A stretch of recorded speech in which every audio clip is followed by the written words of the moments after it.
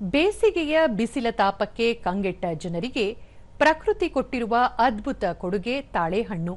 ತಮಿಳುನಾಡು ಹಾಗೂ ಆಂಧ್ರದ ಗಡಿಯಿಂದ ಈಗ ಕೋಲಾರದ ಗಲ್ಲಿಗಲ್ಲಿಗಳಿಗೂ ಲಗ್ಗೆ ಇಟ್ಟಿರುವ ಈ ಅಪರೂಪದ ಅಮೃತ ಫಲದ ಮಹತ್ವ, ಅದರ ಉಪಯೋಗ ಕುರಿತ ಒಂದು ವರದಿ ಇಲ್ಲಿದೆ.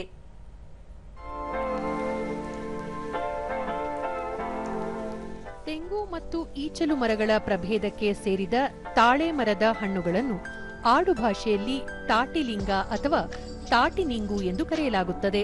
ಮುಖ್ಯವಾಗಿ ಉಷ್ಣವಲಯ ಪ್ರದೇಶಗಳಾದ ತಮಿಳುನಾಡು ಹಾಗೂ ಆಂಧ್ರಪ್ರದೇಶದಲ್ಲಿ ನೈಸರ್ಗಿಕವಾಗಿ ಸಿಗುವ ತಾಟಿಲಿಂಗ ಈಗ ಕೋಲಾರದ ಮಾರುಕಟ್ಟೆಗಳಿಗೂ ಲಗ್ಗೆ ಇಟ್ಟಿದೆ. ಬೇಸಿಗೆಯ 2-3 ತಿಂಗಳುಗಳು ಮಾತ್ರ ಸಿಗುವ ಈ ಹಣ್ಣು ದೇಹವನ್ನು ತಂಪಾಗಿಸಲು ಸಂಜೀವಿನಿಯಂತೆ ಕೆಲಸ ಮಾಡುತ್ತದೆ. ನೋಡಲು ಎಳನೀರಿನ ಮಾದರಿಯಲ್ಲೇ ಇದ್ದು ಒಳಗಡೆ ಮೃದುವಾದ ಕೊಬ್ಬರಿಯಂತಹ ತಿರುಳನ್ನು ಈ ಹಣ್ಣು ಹೊಂದಿರುತ್ತದೆ. ಕೇವಲ ಹಣ್ಣಷ್ಟೇ ಅಲ್ಲ, ತಾಳೆ ಮರದಿಂದ ಲಭ್ಯವಾಗುವ ಪ್ರತಿಯೊಂದು ಉತ್ಪನ್ನವೂ ಆರೋಗ್ಯಕ್ಕೆ ಸಂಜೀವಿನಿಯಾಗಿದೆ.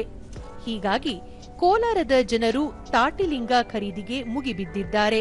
ದೂರದರ್ಶನದೊಂದಿಗೆ ನಿವೃತ್ತ ಶಿಕ್ಷಕ ಸ ರಘುನಾಥ್, ಕನ್ನಡದಲ್ಲಿ ತಾಳೆಹಣ್ಣು, ತೆಲುಗಿನಲ್ಲಿ ತಾಟಿನಿಂಗು ಎಂದು ಕರೆಯಲ್ಪಡುವ ಇದು ಆರೋಗ್ಯಕ್ಕೆ ಪೂರಕ. ಕೋಲಾರಕ್ಕೆ ತಮಿಳುನಾಡಿನ ಹೊಸೂರು ಮತ್ತು ಆಂಧ್ರದ ಚಿತ್ತೂರಿನಿಂದ ಹಣ್ಣುಗಳು ಸರಬರಾಜು ಆಗುತ್ತಿವೆ. ಇದರಲ್ಲಿ ಯಾವುದೇ ರಾಸಾಯನಿಕ ಇರುವುದಿಲ್ಲ ಎಂದು ತಿಳಿಸಿದರು. ಕರ್ನಾಟಕದಲ್ಲಿ ಕೋಲಾರ ಕಡೆಗೆ ಹೆಚ್ಚು ಬರುತ್ತೆ, ಯಾಕೆಂದ್ರೆ ಗಡಿ ಪ್ರದೇಶದಲ್ಲಿ ಕೃಷ್ಣಗಿರಿ, ತಮಿಳುನಾಡಿನ ಕೃಷ್ಣಗಿರಿ ಆ ಕಡೆಯಿಂದ ಬರುತ್ತೆ, ಆಂಧ್ರದ ಚಿತ್ತೂರಿಂದ ಬರ್ತದೆ. ವೈದ್ಯಕೀಯ ಗುಣಗಳು ಕೂಡ ಇದೆ. ತಂಪನ್ನು ಕೊಡ್ತದೆ, ಸಕ್ಕರೆಯನ್ನು ನಿಯಂತ್ರಿಸುತ್ತದೆ ಮತ್ತು ದೇಹವನ್ನ ಹಗುರವಾಗಿ ಇಡ್ತದೆ. ಕೋಲಾರದ ನಿವಾಸಿ ಹೇಮಾರೆಡ್ಡಿ, ತಾಟಿನಿಂಗು ಹಣ್ಣು ತಿನ್ನಲು ಎಳನೀರಿನ ಕೊಬ್ಬರಿ ತರಹ ತುಂಬಾ ರುಚಿಯಾಗಿರುತ್ತದೆ.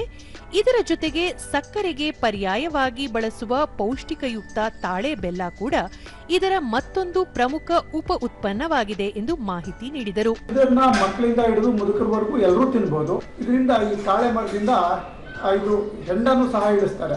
ಅದು ನಾವೇನು ನೀರ ಅಂತ ಹೇಳ್ತೀವಲ್ಲ, ಆ ರೀತಿ ಈಚಲು ಮರದಿಂದ, ತೆಂಗಿನ ಮರದಿಂದ ಇಳಿಸ್ತೀವಲ್ಲ, ಅದೇ ತರಹದ ಟೇಸ್ಟ್ ಅನ್ನು ಸಹ ಅದು ಹೊಂದಿರ್ತದೆ. ತಾಳೆ ಬೆಲ್ಲನೂ ಸಹ ಮಾಡ್ತಾರೆ, ಅದು ಸಹ ಹೆಚ್ಚು ಬಳಕೆಯಲ್ಲಿ ಇದೆ.